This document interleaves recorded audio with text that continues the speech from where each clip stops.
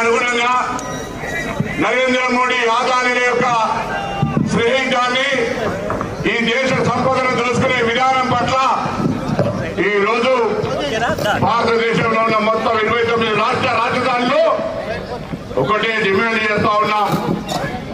నరేంద్ర మోడీ ఆదానికి ఉన్నటువంటి సంబంధాలపై లేదా అనేకమైనటువంటి అక్రమాలపై ఒక జాయింట్ పార్లమెంటరీ కమిటీని వేయమని అడుగుతా ఉన్నాం. జాయింట్ పార్లమెంటరీ కమిటీ అనేది ఈ రోజు ప్రజాస్వామ్యంలో పార్లమెంటరీ వ్యవస్థలో కొత్తది కాదు. ఇది దేశంలో అనేక సందర్భాల్లో ఆయా ప్రభుత్వాల మీద అవినీతి ఆరోపణలు వచ్చినప్పుడు ఆ ప్రభుత్వమే స్వయంగా జాయింట్ పార్లమెంటరీ కమిటీకి ఆదేశించుకున్నది. ఈ రోజు కూడా తెలంగాణలో కాంగ్రెస్ పార్టీ ఒకటే డిమాండ్ చేస్తా ఉంది. ఈడీ పరిపాలనలో వాళ్ళు కూడా అందులో మమేకం కావడం అంటే ఈ దేశ ఆర్థిక వ్యవస్థకు ప్రమాదం ఉంది. అందుకే ఇలా యొక్క బుచ్చుకు సంబంధించి అతని భర్త యొక్క ఇద్దరు కలిసి ఆదానితో గుమ్ముకైన అంశం ఉంటే ఇవాళ మనం అందరం కూడా ఇక్కడ కూర్చోవడానికి కారణం జాయింట్ పార్లమెంట్ కమిటీ. ఆ జాయింట్ పార్లమెంట్ కమిటీ ఏమని మన నాయకుడు రాహుల్ గాంధీ గారు అనేక సందర్భాల్లో పార్లమెంటు సాక్షిగా అనేక సందర్భాల్లో ఉద్యమం చేసిన సంగతి మీకు తెలుసు.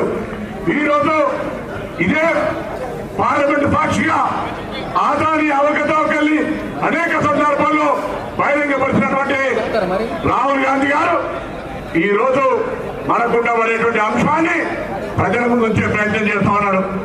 आज जो आदानी के ऊपर कार्रवाई करने के लिए आदानी और सेबी के बीच में जो रास्ते को जो संबंध को बाहर निकलने के लिए जो जॉइंट पार्लियामेंट्री कमेटी पूछ रहा है उसको हम लोग ये पूछता है आदानी जी का असलियत बताने के लिए नरेंद्र मोदी जी क्यों डर रहे?